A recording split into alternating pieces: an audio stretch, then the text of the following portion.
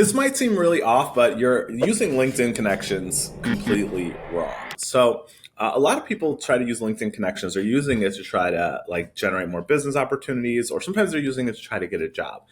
Either way, there's a couple of things we can do to improve how you're using this. Okay, the first biggest challenge I've seen a lot of times with people sending LinkedIn connection requests, and I think that's actually decreasing your acceptance rate, is you're writing a book in the LinkedIn bubble what before you send the connection request.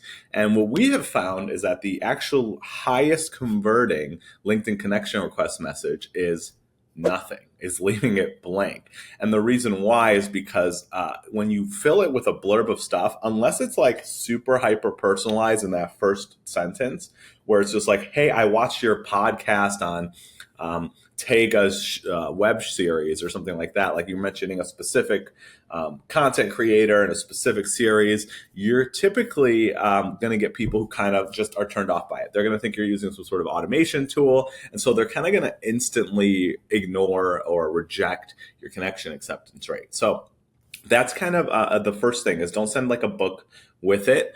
The second thing is to target people who are friends of friends instead of people who are like complete strangers to you. So when you're on LinkedIn, if you're utilizing SalesNav, which you should be if you're using LinkedIn to generate business opportunities, especially if you're using it to get more sales, don't just go after people who are in your vertical because they're perfect client to you, especially if there's a lot of them. I would start filtering it down by people who are second degree connections, which means maybe they're not friends with you or connected with you on LinkedIn, but they're connected with people in your network.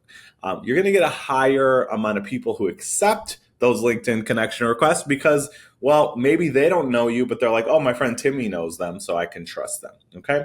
And then the third thing is, when you finally do get that connection, don't straight away send them some sort of pitch to some services.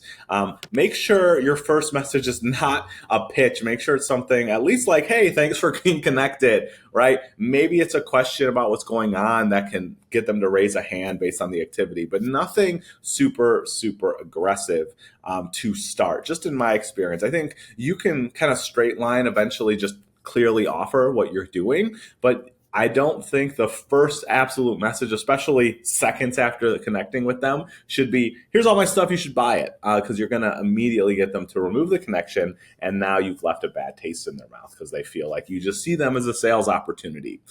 So yeah, doing those things, we get as high as a 40-50% acceptance rate on our LinkedIn connections. We have some accounts that go as high as like 60-70%. But yeah, and those are the only things we did. So make sure you are blank connection request message. Make sure you are targeting second degrees in your network, and make sure third, you are not pitching them straight away. Give yourself a little bit of time before you go straight into a pitch. Okay. Let me know if you agree with these. If you find them helpful, tell me. If you don't find them helpful, keep it to yourself. Bye.